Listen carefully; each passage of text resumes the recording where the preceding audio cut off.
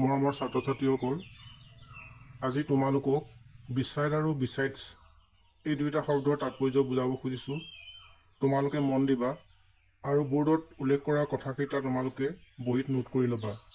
প্ৰথমে তোমালোকক মই বিছাইড শব্দটোৰ অৰ্থ উদাহৰণসহ বুজাই দিব খুজিছোঁ। তোমালোকে মন কৰা।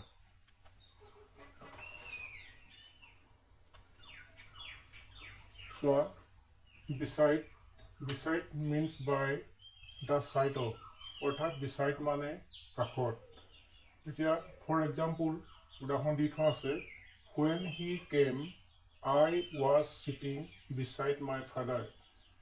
তেওঁ যেতিয়া আহিছিল মই মোৰ দেউতাৰ কাষত বহি আছিলোঁ।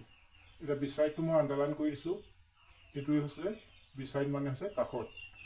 এতিয়া besides means in addition to, অৰ্থাৎ besides মানে উপৰিও।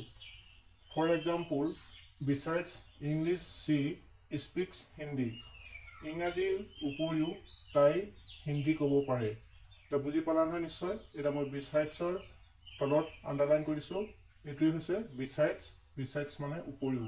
মই আকৌ কৰিছোঁ, besides English she speaks Hindi।